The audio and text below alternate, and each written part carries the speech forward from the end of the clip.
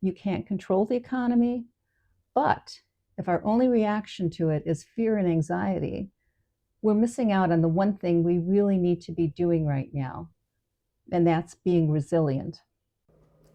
But to be resilient, we need to stay sharp. We need to be at the top of our game. And if we're lying awake at night worrying about our finances, that impedes our ability to be exactly what we need to be, sharp, and thinking through how to help ourselves. If you lie awake at night thinking about money or feeling a tight knot in your stomach when bills arrive, here's what's happening to your brain. It's triggering a survival response that's actively lowering your IQ. Your nervous system is doing exactly what it's supposed to do, but your nervous system has it wrong. By the end of this video, I'll show you how to condition your brain to be your best ally when financial stress hits, so you can make smarter decisions instead of simply feeling stressed. So here's the one word I want you to understand in order to protect yourself: catastrophizing. Catastrophizing is when your brain takes one concerning bit of information, a high utility bill, a layoff rumor, a revenue dip, and turns it into a disaster film. Your brain flashes a terrifying thought to you. It's like, what if this is the beginning? What if I lose everything? That does not help you. It hijacks you. So here's what happens inside your brain when that's going on. Your brain sees a threat, real or imagined. It floods your system with cortisol and adrenaline. And so our bodies, specifically our brains, the way they've been formed over the years with evolution, end up sabotaging us. It thinks you're facing a saber-toothed tiger is what it's doing, and that you need to fight or run. But this is modern times we're living in. There's no tiger, there's just a spreadsheet. So the cortisol and adrenaline are real. And here's what they do to your prefrontal cortex, which is the part of your anatomy responsible for logic and planning. They literally shut it down. Why? Because in the past, when danger was immediate and physical, like that saber-toothed tiger, you didn't need to think. You just needed to run. But in the 21st century, when your brain shuts down like this, how useful is it helping you to find a way out of your financial situation? That fight or flight or freeze response lowers your IQ at the exact moment you need to be at your smartest. So how do you stop catastrophizing? Actually, it's pretty simple. Take a piece of paper, write down the absolute worst that you think will happen. Let it sink in, really sink in, feel it, make it as real as possible. Wait, why would we intentionally want to imagine something terrifying?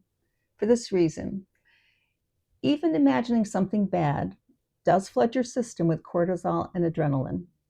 And your body literally cannot tell the difference between that emergency that you're imagining and an actual emergency that would happen in the real world. But the critical difference is these hormones course through your body for about 20 to 30 minutes, and then they're done. Your system clears them out. So if you don't do this, if you just leave your fears vague and not concrete, they aren't really fears. They are, you're experiencing anxiety. Anxiety, another definition for that, is fear of the unknown. So your brain never exactly identifies what you're afraid of. And because of that, it keeps pumping small amounts of those stress hormones through your bloodstream for days or weeks or months. This drip, drip, drip wears down your immune system. It destroys your sleep. It can drain your energy. So fear is something you confront in the present. You face it and you recover from it. Anxiety is future-oriented. It's about something and you're not quite sure what, but something bad that may happen. So the stress never ends. So we need to identify our fear. We need to make it specific. Cost of housing, cost of groceries, healthcare expenses, retirement savings. Write it down. The moment you define the worst case scenario on paper, it stops being that uncertain drip, drip, drip. Yes, it's still a fear, but now it's a fear you can address. Next step, you take control. How? As examples, let's look at two things you can do in the area of healthcare. Healthcare costs. Here's what most people don't know. Upfront copays are fixed, but larger out-of-pocket bills are highly negotiable. In fact, healthcare providers expect negotiation, and national consumer studies show that 17% of patients who ask receive price reductions directly. The average discount for patients who negotiate, 30 to 70%. Prescriptions. Use goodrx.com to shop around for better prices and generate coupons. At the time of this filming, goodrx.com is a legit way to save on prescriptions. Real world example, my husband paid only $16 for a prescription that normally costs $19 using a GoodRx coupon. The moment you define the worst case scenario on paper and start looking for solutions, something changes. And you start thinking about solutions instead of about the knot in your stomach. But there's one more thing your brain needs to stay sharp under pressure. There's a part of your brain that acts like a nightclub bouncer, but not always a smart one. And if you're not careful, it lets the wrong things in. It's called the reticular activating system, the RAS. It's your brain's gateway. It decides which information enters your conscious awareness. Say you decide to buy a RAV4, the RAS is what makes you notice every RAV4 between now and the time of your purchase much more than you ever did before.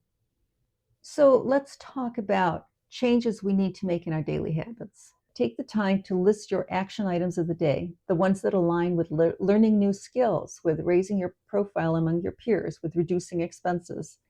Read it out loud. Could you read it quietly? Sure.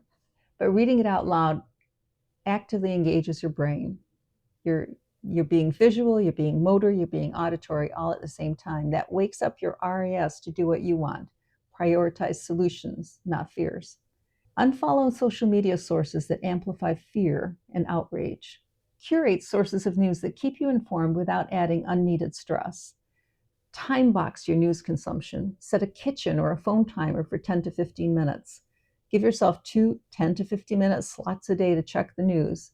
Stop reading when the timer goes off. You have to guard your mind the same way you guard your wallet or your bank account information.